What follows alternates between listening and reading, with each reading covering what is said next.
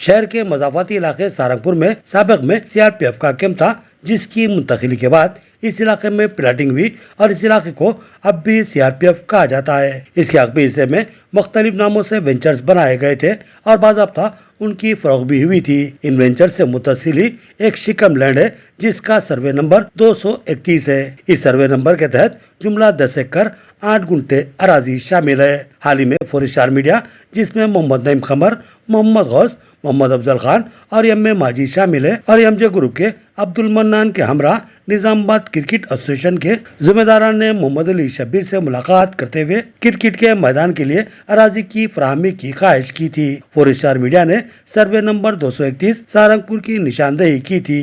اور حکومتی مشیر نے ٹھوس تیقن دیتے ہوئے rural MLA doctor Bhupat ready سے ملنے کی ہدایت دی تھی، جس پر ڈاکٹر بھوپت ریڈی MLA سے بھی ملاقات کی گئی تھی اور MLA نے بھی گراؤنڈ کی فراہمی کا ٹھوس تیقن دیا اور RDO کو بھی اس اراضی کا سروے کروانے اور کرکٹ کے میدان کے لیے حوالے کر دینے کی خواہش کی تھی، جس کے بعد 4 اسٹار میڈیا اور MJ گروپ کے ہمراہ کرکٹ ایسوسی کے کھلاڑیوں نے، جن میں میر مجاہد علی، شیام کمار پیری، سید عارف علی، شیخ محسن، موئز خان، نعیم الدین انجینئر، اسلم خان، منہاج الدین، جنید JD، محمد اصغر اور شمشو کے علاوہ دیگر شامل تھے، اس اراضی کا جائزہ لیا اور وہاں اس اراضی کے حصول میں بھرپور تعاون کرنے والے کانگریسی قائدین، سینئر قائد ین رتناکر، سابق کارپوریٹرز محمد عبد القدوس، مجاہد خان، ہارون خان کے علاوہ سابق کاپشن ممبر اشفاق احمد خان پاپا کی شال پوشی کرتے ہوئے ان سے اظہار تشکر کیا۔ کانگریس قائدین نے کہا کہ حکومتی مشیر محمد علی شبیر اور MLA ڈاکٹر بھوپت ریڈی کی ہدایت کے مطابق